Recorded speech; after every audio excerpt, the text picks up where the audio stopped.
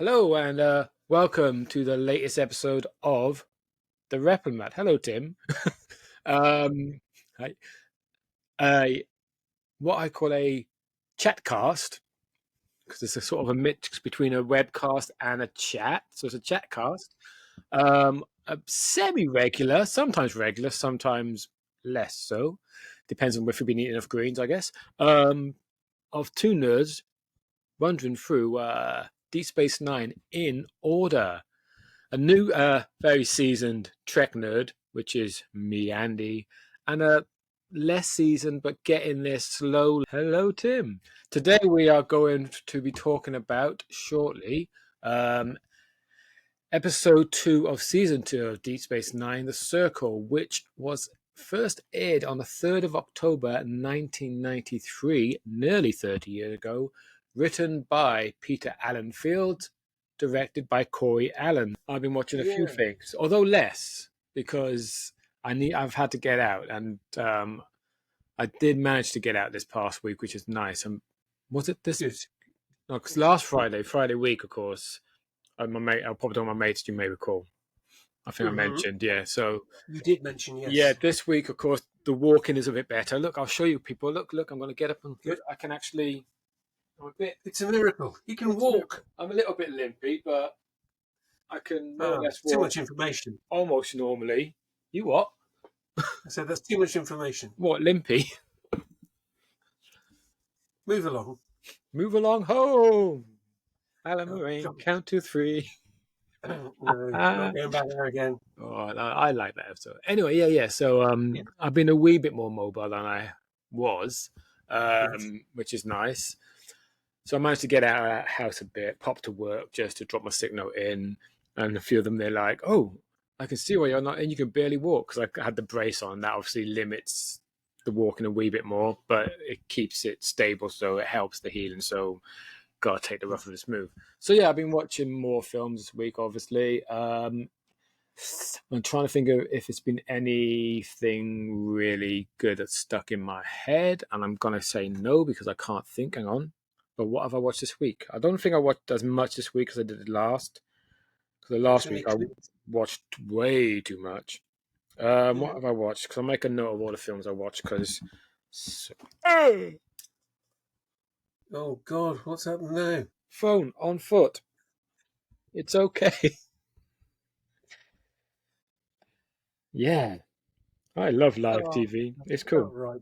The Circle. Yeah. Okay, Tim. So, be first up. Go on. Is it because it's said to be continued at the end? Yes. Not to be concluded. So I still don't know if next week is the final part or what. But it's this. It was a really good, enjoyable episode. I liked it a lot, and I was personally very pleased that my mistrust of the guy proved to be true. Langela's character, I forget his name, but yeah. Minister Jaro. Minister Jaro. Yes. Yeah. I suppose it kind of it kind of suffers a little bit from sort of middle part syndrome. In as much as if we hadn't watched the first part like last week, or it had been longer ago, I think even though you got that last time on Star Trek Deep Space Nine. No, just last time on Deep Space Nine. Yeah. They don't even say Star Trek, it's just Deep Space Nine. Deep Space Nine, yeah. But I mean I completely get what you're saying. But I suppose I suppose back in '93, obviously it wasn't repeated the way you can now just watch on streaming. And you're not necessarily, if you'd missed the opening episode of the season, which you may have been working or some such, and you're like, I must make sure I watch it this week. If you'd looked up in the listings or something, it would just have said The Circle, so you wouldn't even have known it was a second part of a story until the previously on bit. At least that fills you with some of it. Yeah, there's enough, I think, in the episode that refers back to the previous one. I think you can get it. You Yeah. know. So I didn't mean that to be unnecessarily negative, because Mm, I don't think it is. And I get that ordinarily, I think when you're watching these, you would, if you sat down to watch beginning of season two, you would probably end up like you said you normally do. You end up watching the mm, first few episodes back to back, because it kind of automatically lends itself. It lends itself to that. So no, that was, yeah. I did. I realised after I said it that sounded like a criticism. I mm. don't think it necessarily is. Um, I just think that taking the episode in isolation, Yeah. you don't have I suppose it's like watching a multi-part Doctor Who story and just Mm. watching one episode at Then a why time. would you, right? You've got you know you got to remember where the characters have come from, and you don't know yet where they're going. So it's kind of like when you get to the end of it, you kind of got a better appreciation, and maybe the desire to go back and rewatch it all Mm. again, thinking, oh, I know now. You know where it all ends up. Watching where some of the pieces slot in, maybe that Yeah, you don't appreciate first time round, as it were. I get that, but I would also counter that with if you're dumb enough to just jump into the middle of of a arc, then you know. But then them not actually saying part one, part two, part three, you could easily not know, I suppose, Yeah. potentially. But then again, back in the day, I could get it. This day, because it's all streaming, if it's the first time anyway, why would you just watch a random episode? And presumably, when I these don't were know. released on VHS, would they have been released? How many episodes did they show on the tape? Two. Two, so it would have been part one and part two together anyway, Yeah. regardless. And you'd have to be an idiot to buy a VHS and then watch a second episode, not the first. Oh well, yeah. Plus, But you'd have to go forward. You'd have to literally fast forward to get to it anyway, yes, because it's not like DVDs or Blu-rays where you had a menu screen. you You can literally select just the press episode. play, and you had to watch the whole thing. You didn't get the option of, oh, I'll watch episode two today, unless you stopped it Yeah. after episode one, because those are different days, man. Were we told someone else Very would different. rewound the tape? Yeah, absolutely. But what I Yeah. do like about this episode, it's what I like. Well, the first episode, although it's still part of the story about the circle, and obviously this, what is, as it turns out, something of a coup going on, and Yeah. as we learned in this episode, it's I like that this episode primarily focused on Kira. Not Yeah. entirely, because obviously everybody had a good part to play this episode. Everybody, including the supporting cast. Mhm. But I like that is Kira's story this time. Whereas Yeah. last week was very much a setting up, everything going on. I mean, I suppose a little bit Kira's last week, but not as much, because more about Leonalis last week, I suppose. But Mm. this was definitely a, oh man, and Nana was superb. I mean, Yes. Yes, she such. I was. mean, I have to go straight in on the first, not the opening scene, but certainly one of the opening scenes. I think it was the first scene after the titles. What in Yeah, in her cabin? the whole bit where everybody's coming to say goodbye. I It's know just it's so well filmed, so it's very well written, so well. I remember reading about it, and they obviously rehearsed it so much to get all the everyone steps in right, and the conversations are overlaid, because obviously you've got the bit where even when Odo and Kira first, and then Dax comes in, but Odo's still trying to have his conversation with Kira while Dax is having a very chill conversation. Then yeah. Bashir comes in to have his conversation while Dax and Odo are still trying to have their conversation. And it just keeps building to the point where Kira's like, yes, no, you, yeah, and ah!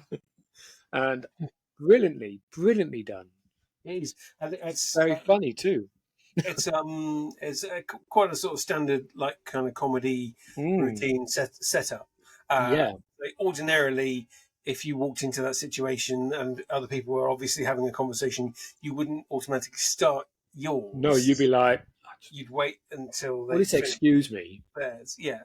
So, um, but again, yes, I thought it was very well done. It was very well performed. The timing was Mm, spot on, because it has to be bam, bam, bam, bam, bam, absolutely, yeah. and so the audience are getting that potentially giving the wrong answer to the right. She's actually answering the question correctly, to the but right it sounds person. to the Yeah, character that she's answering it.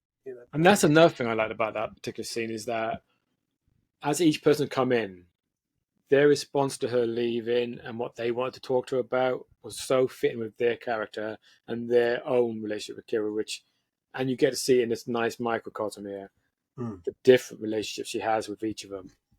Even though I don't know if we necessarily saw, for instance, the relationships between her and all of them throughout the last season. Really, Odo definitely. Dax, you saw some of it. Yeah. Bashir, you didn't really see much of it, really, because you didn't see much of Bashir and Kira, really. No, or O'Brien. Yeah, but that's what I was going to say. I liked about with O'Brien. It was a very professional goodbye. There was no personal. Oh, you let me this like with Dax, so I thought I'd bring it back to you. Where of course Bashir's very like, oh no, it's a new woman to look at. She's gone sort of, he was just typical Bashir. And I like No. Odo. I like that he's just so frustrated that she's going, you know, and he's so gruff and annoyed that the only way he can show how much he cares is by having a go at her for just going, you know. Can I just ask quickly? Someone's drilling outside. Can you Yeah, I was hear going it? to say I wonder what that was. I did Okay, wonder. I did wonder. It's fine. It's fine. It's fine. It's there we fine. are. I can do a remove background noise, but that so I might be able to get rid. And it's not. It's not that loud. I just thought it was some like cats or something. I know it were my cats because Well, they're all sleeping around the house somewhere. But if it is, then someone's torturing them. go Torturing them. on. But it Oh, just it's won't someone have that. somewhere Not having that. No, no, no, no, no. drilling or But yes, wood. so that scene superb. But what I like, and it's only towards the end that it's only a click to me, so I made a note of this that it was probably the only real part of humor we had in that episode. Really, we had a little Yeah. touches of it throughout, like the initial Baral and Kira scene when she's on about how really awful she is as a gardener. But that was the comedy piece for the episode because Yeah, the the rest rest of of it's going to be it's quite heavy in places. it is, and it trundles along at quite a pace Yeah. as well. And yeah, you're right. That was they the rest of the episode. There wasn't the usual kind of sort of spattering Mm. of humor mixed in, just because it was Wasn't no forced humor. There was no, all, like the Kira and Baral thing it seemed natural. What I yes, also liked about that particular scene, that initial scene with her, anyway, when she's dead, because it's been a few days clearly, because Neil Larris has had a chance to settle into his role a bit as well. He's still yeah, at odds, but he's settled a bit. Um, is that the humor between those two? It just feels real and honest. And just seeing Kira in that civilian setting, to me, seemed a very natural, and excuse the pun, progression of what we saw of her in Progress. yeah. The episode with I forget the old man's name, but when she got to go to the moon of Bayshore one, and there was enough because in that episode she tells a bit about her own life, and you can see that this is sort of life she kind of wants, and you see her getting it kind of in this one, and she's not finding it hard to adapt. She's just trying to find what works for her. But seeing her in that environment, I think it was nice. It was nice to see Kira out of uniform in civilian clothes with her hair I flat. was going to say they changed her hair as well, Yeah, just to add that extra bit I don't have to do the bit. discipline now. I can just be more chill. Yeah, Yeah, it's very good, very good.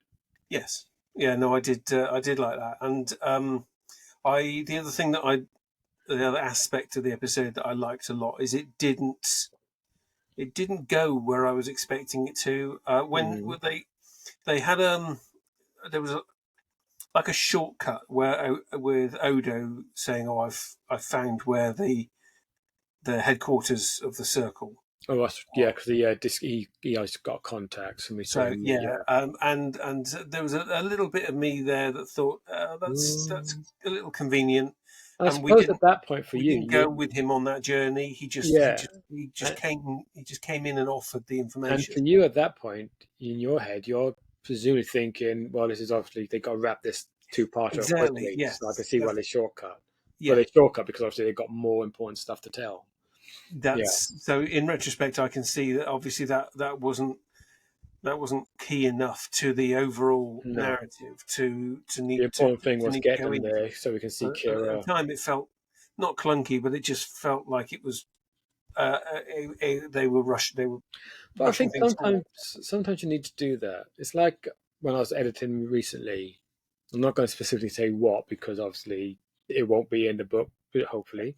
There was just a couple of scenes that when I read, I'm like, I don't think we need them because this particular character is so well defined anyway. I'm not saying he could be a recurring, he could be a new character, because that way you can't tell what I cut. But I think as a reader, or in this case as a viewer, you know this character well enough to infer what went down. You didn't need to see it because sometimes Star Trek's not so much guilty of this, but it can be where you go into the minutia of the process too much of how they went from here to here to here to here. When Yeah, sometimes inference is enough that each viewer or each reader, whatever, can say, "Oh no, I understand this character enough that I can see the various ways he could have got this information, and that's fine." You yeah, don't necessarily need to see it all the time because no, sometimes you've got to move the story forward. and a You've lot of had, what and also it also underscores a dramatic beat that doesn't need to be, that get to it next. You yeah, know, yeah, you pick up the pace, and a lot of what Quark does is unpleasant and underhand anyway. So why linger on it? yeah, Um, but it contributed to the fact that the episode really didn't end where I was or end up where I was expecting it to. Whoa, I'm drilling. Um, yeah, it didn't end up where I was expecting it to. yeah, yeah, yeah, yeah. So and obviously because it's a multi-part story, Mm. so it's going to continue into next week. Um, but yeah, that was and that was really good as well because I like It's like you're accompanied by weird music. it's just the music by Tristan Carey this week. Yeah, it's just So yes, continue. so yeah, just that was good because it wrong foots the viewer slightly. So Yeah. your automatic assumptions and things kind of kick in, and then it's good to have those. It's good to have those sort of brushed aside, and for the narrative to go, aha, no, Mhm. it's not what you thought. We're not just going to wrap this up in 5 minutes. No, We're not going to transport in and shoot everyone and then rescue someone and then and come out reveal the and then everything will be Cardassians and day's revealed over. and Yeah. suddenly it's all right. So Well, it's nice. I like that because it's the middle part of the story, presumably a middle part of the story. Um, the middle part. one of the middle parts. At least it's the next part of the story that they're able to breathe a bit. Hmm. Because at the very least, even if it's only two parts, that's still an hour and a half. So that's a nice, good old film runtime. But if it's Yeah, at least 3 episodes, that's almost a modern film running time. So they've got loads of time to breathe and let the story develop more naturally without rushing it. You can just unpeel the pieces bit by bit, which I've done this, where we learn gradually that first of all, it's a circle behind this thing that's going on. Turns out that there's actually some coup going on. They're not just anti Bajoran, there were actually some big coups being planned. And then you find out that Jaro's behind it. Um, and then you find out that, unsurprisingly, um, Vedic Win is a part of it. And then you find out the Cardassians are actually supplying them, and they obviously don't know, or at least we assume they don't know. Um, yeah, we've not been told that yet. no, we've not All been we've been told for told is that sure. they don't know, Yeah, but we just yeah, assume they don't know. And the only good Bajoran that we met today, this week at least, is that Major or General, whatever his name was. I forget what his name was. well, the guy that Cisco chatted with. Yeah, he's the only one who seems decent. I like the Yeah, whole that Cisco gave him the information, then asked for the favor, and I like the guy. He's like, "It's interesting that you did that. You could have bartered." And he's like, "Oh no, I wouldn't do that." And he's like, "I should remember that I about you." remember about you. Yeah, So I like. It's like that's quite nice. It's a nice build. It's again, it's they're unveiling, and it's it's quite complex actually because there's so many layers to what is going on. And it's nice. It's nice that DS9, I think, is the right Star Trek show to do this. I don't think it would have worked on TNG because obviously TNG's a next planet. Whereas this, Yeah. you're able to actually develop this because it's stationary and they've built enough of this up over the last year that you can actually, this feels natural. It doesn't feel like you force a story, you know. Well, I mean, that's something I suppose we didn't pick up on it last week because it necessarily probably didn't seem relevant. But now we can see that this isn't well, we said during season one, would this have made a next generation episode, Mm. or could this have been done as another Star Trek show? I think we are very much in the territory of no, this could not have Yeah, been I done. mean, of Star Trek of the time, obviously, because there's plenty of Star Trek at the moment this could work in. Because modern Trek is obviously very much about serialization because that's just modern TV. But certainly back 30 years ago, no, it definitely, this is not a TNG thing. Because obviously at this point, it's only TNG anyway, so this is not really a story you could tell on TNG. I mean, the core story, of course, you can definitely go onto the planet where all this shit's happening, but you couldn't tell it like this Yeah, because all this stuff's embedded and you wouldn't have, for instance, at the end of the episode, everybody having to evacuate the Enterprise. You wouldn't have that. no, There's no reason. Oh, we're going to evacuate our own ship. Why? What? But in this, you absolutely can. It feels, yeah, I can see why this would happen because obviously this is something that's been simmering anyway, literally since the first episode already. For the last, what was it, 23 episodes or whatever. This has been simmering the fact that not all of Bajor want the Federation here. It's not something we didn't know already, especially at the end of the last season. That was very clear. Um, yeah, I like also, going back to the character work here. I like that. I like the depth of the relationship between Kira and Cisco that we're now seeing. Again, I think we've seen it build, yeah. but we're It actually just seeing it really, and I think Kira is realizing it for the first time. So Yeah, that very bit much so. where, Those little moments yeah, where the bit they where don't have she, to be played out in full. They mm, can be done with a look or a couple of words, and it just says so much well, more yeah, for that someone first scene walking away between from them it. where she goes to say goodbye, where she's basically like, I'm off now, and he's like, no, no, I will get you back. And the look on her face where you can just see it, and when I watch it, I'm blinking. You can just see that it's the first time Yeah, that Kira's like, she's really moved by it because she's like, oh, I didn't realize until now how important this entire thing is for me. Until it's been taken away. Kira never realized how much I think she settled into it, and it settled into these people. Like it's again going back to that first scene where Bareil walks in and everybody's rah rah rah. They all stop, and she's like, "Oh, oh, these are my friends." And it's just that moment where she suddenly realizes, Jesus, they actually are. When did this happen? yeah, And definitely. it's just like yeah, But, finally. but I say also, fine, it's only season 2, but finally, it's very much her as well that she's not gone straight to Cisco and said, fuck this um, shit. I want you. Yeah, you need to help me. You need to do Mm. something about this. She just like fine, but then she Yeah, realizes, oh, not fine actually, because yeah, it was just a job, but actually it turns out it hasn't been just a job for me in so long. I just didn't realize until now. and And it yeah, would I have, love that. and it would have disempowered her slightly and affected her stature if she'd gone to Oh, Cisco and said, absolutely. Yeah. You've got to help me." Whereas it, her stature is massively elevated by the Mm. fact that Cisco comes to her and says, "I'm going to get you back. Yeah. And he does that I again need when he you comes here down on to the visit station." her. Yeah. Yeah. So yeah, there's some very subtle and very well done character Mm. moments there with about the Speaking of relationship. character, Yes. one thing, and this is something I've always felt about this particular character, not so much the character, it's more the performance. So probably the actor, because he's going to be around for a while, as you could probably guess already. Is that Vedip Bareil?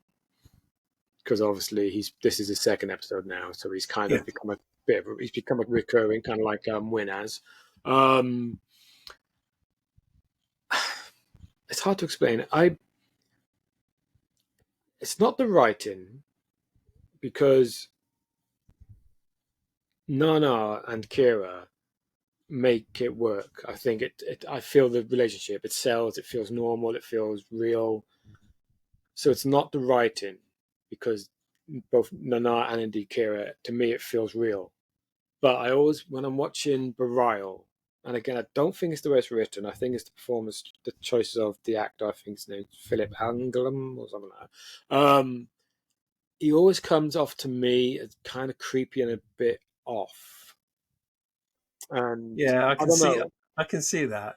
Yeah, Like I I'm say, just like, it's a very unless he's, affected yeah, maybe performance. it's intentional. I assume intentional choice that he made, that he's trying to kind of convey that this is out of his wheelhouse and he's a bit awkward in it. Maybe I Yeah. don't know. I don't know. It's an interesting choice, because I'm not saying, I don't know. It's an odd one, because they seem to have decent chemistry on screen, I think, between both actor and characters. But it does occasionally feel, when I'm watching it, that the actor that's playing Baral is playing a slightly different scene to what Nana seems to think she's playing. I don't know. I don't know if I'm explaining this properly. It just, No, no, no. I understand completely. So mm, I will often watch stuff, and I think the energy levels or the focus of a particular actor are very mm, different to everyone else. A perfect example of this actually is Paul Darrow in Blake Seven, for example, particularly in season 4. He's yes. Darrow is acting in a completely different Oh, he's program. proper camping it, arching it Um, up, isn't he? exactly. Yeah. To he's yeah, they're a completely different energy level to everyone else, and I think a lot of the time that's a lack of communication. I think between the director and the actor, Mm, they don't share the same vision. Now, sometimes with a leading actor, it's because the actor is actually quite strong and powerful in mm. politically. Yeah, yeah. So you get those kind of uneven things.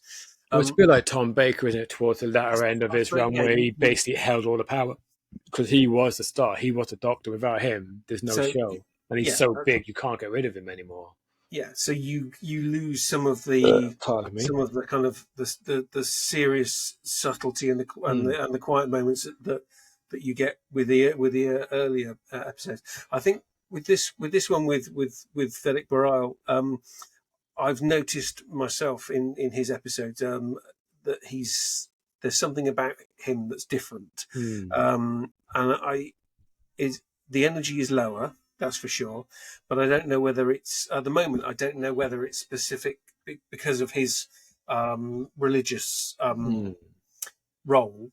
Yeah. Whether he thinks that's that's whether the director and the actor have decided together that that's the appropriate behaviour Mm. for. It's not shared necessarily by Vedek Wynn. Mm. She's a little She's more, definitely in another. She's in but her own then league. she's more arch and Mm.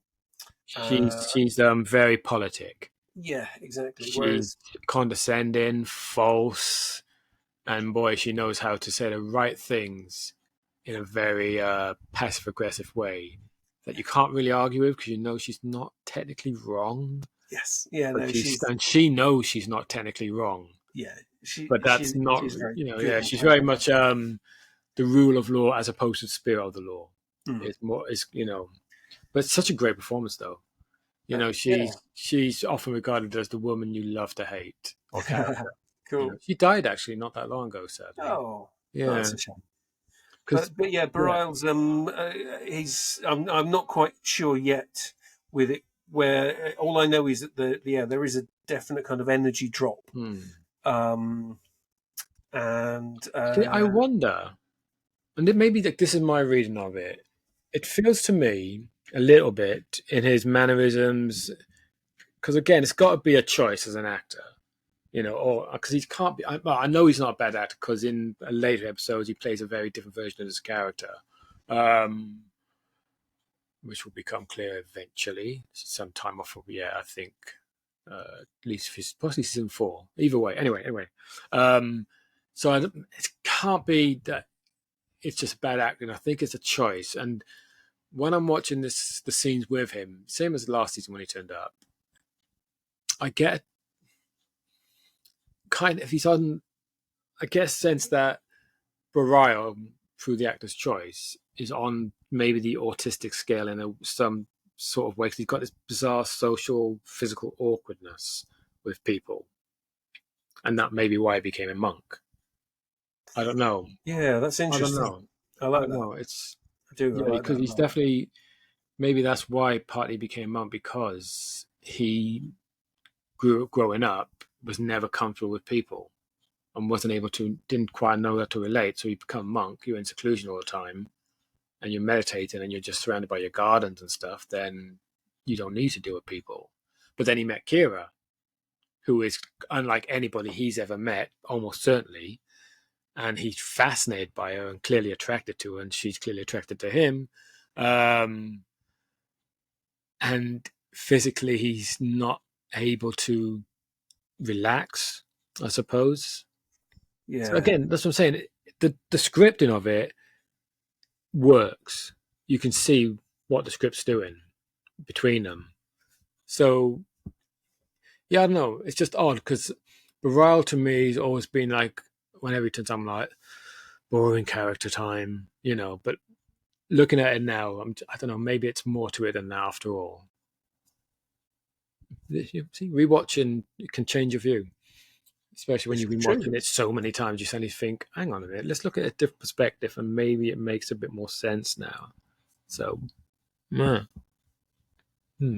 learned something. So, let's wrap this up because we've been doing this, unfortunately, longer than we would normally because we've had that drill, and we've also, Tim's lost his connection a few times, unfortunately, so we've been doing this longer than what it will seem when you guys watch this back. Because there's weak people. I know. I mean, this side was a lot darker when we started. I wish. Well, a long time ago. Well, not that long ago, because I saw pictures of me not that long back, and I'm like, oh gosh, it's gone grey quite quickly recently. That's this side, isn't it? It's fun. This side's dark, as you can see. Oh, you vain pussycat! It's so annoying. Yeah, I saw this thing on it's advertised when I went on TV. Must be on YouTube. Right. This cream gel, what's it stuff? It's kind of shampoo type thing where you basically add it to your hair, and it gradually gets rid of all the greys. It's basically some sort of new hair dye type thing, but instead of doing it like in one go, it gets rid of them gradually. So it's not so noticeable when you say go to work the next day and they're like, whoa, gradually, so people don't start realizing until it's done. And I'm like, that's quite a good idea, but meh. I quite like the grey, to be fair. So anyway, yeah. So what was this about ego? What? Right. Go on then. Before too late. Started again. Bloody grill. Okay, so yes, that was the circle. The circle. That's because I got that weird jagged bit in the middle of it. What have we got next week? Next week is episode 3 of this particular story, and indeed this season, which is called, and I'm pretty sure you can see why because you've watched the end of this one, The Siege.